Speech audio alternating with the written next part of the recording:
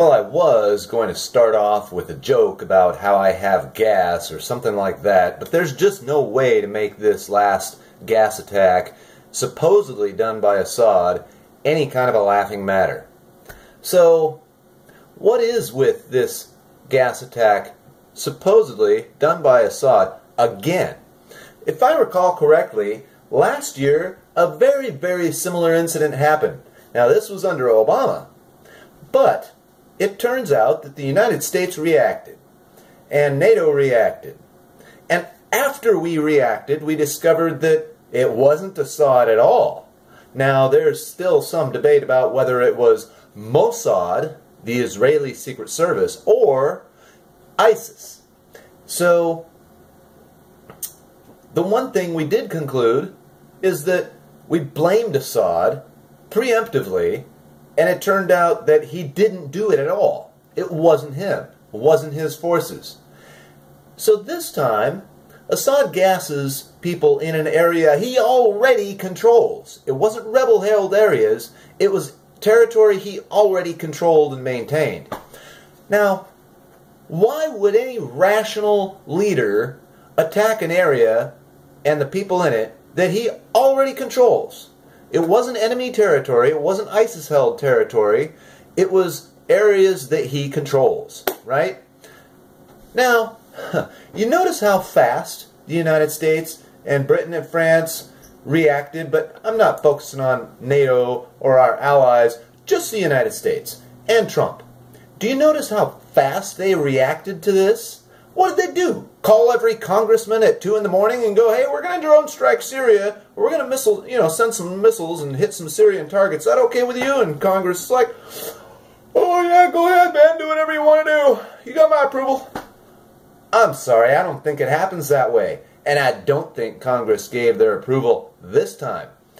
And if I'm not mistaken, Congress does have to approve any act of war taken by the United States, especially by the President.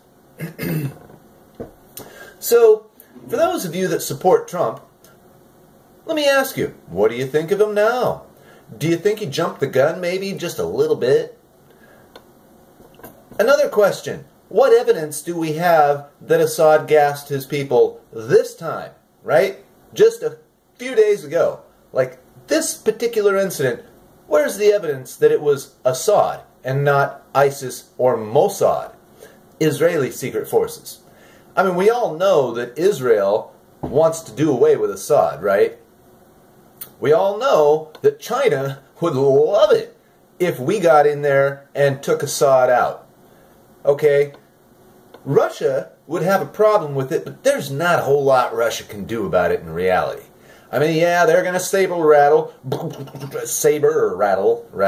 and, you know, make a bunch of noise and hoopla, but really, if a response was required by Russia, it would take a lot of effort for a minimal effect.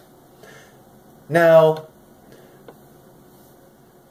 so my questions, obviously I have a lot of them, but they're kind of pointless to ask because I think this whole thing is orchestrated. Yes, I think this incident was a false flag. No, I don't think Assad did this because it would be a completely irrational move. Now, let's assume that he is a psychopath and that he is irrational and that he does get jollies off from watching people suffer. Why wouldn't he just round up a bunch of people, put them in the basement of his palace, and gas them there while he's, you know, I don't know, eating popcorn or whatever? He wouldn't do it in public. Why would you do that in public, right? Even irrational people have some measure of reason. Even the most psychotic, psychopathic murderers on the planet have some sense of coordination. This attack doesn't indicate any of that. You know what this attack indicates to me? ISIS, or more likely, Assad. Not Assad, Mossad, Israel. So here we are again, fighting another war on behalf of our best ally, who we prop up to the tune of $300 million a year in cash and foreign aid, plus military equipment. Now, I know that doesn't sound like a lot, but come on. $300 million a year! Now, Israel is a teeny, teeny, tiny country. How is it that they have such vast political influence over the United States? Well, I'll tell you how that is. Because they do control the world banking system, they do control the media, and they do control the entertainment industry. Those three things, in case you haven't noticed, have been censoring free speech as of late. They've been effective in affecting elections. They have also been effective in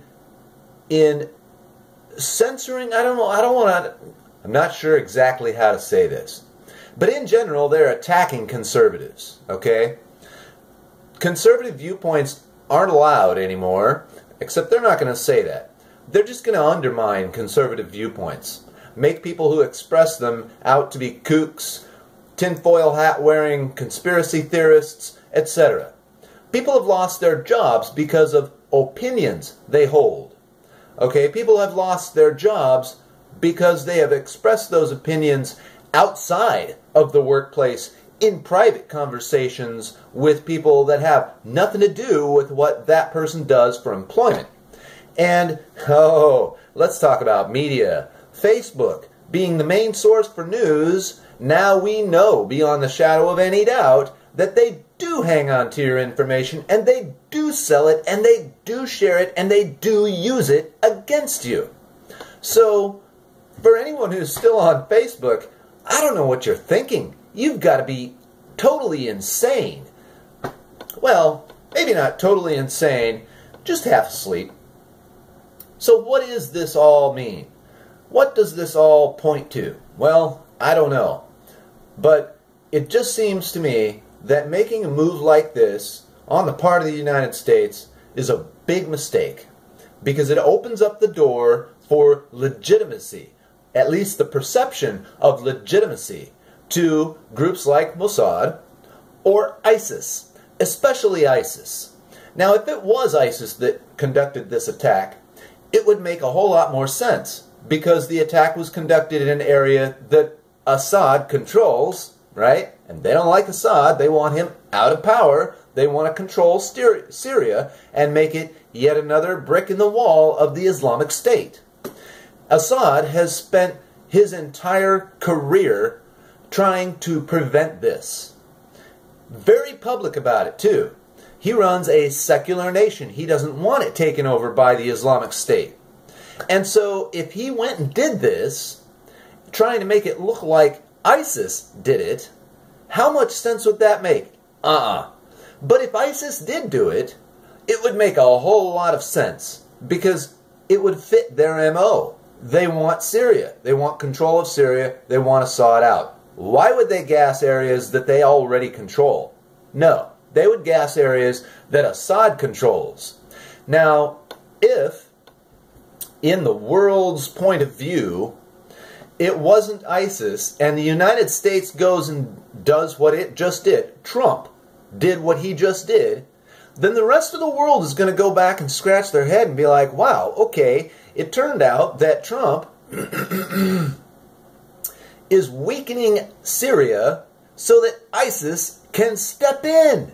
What other reason would we have to go and do such a thing?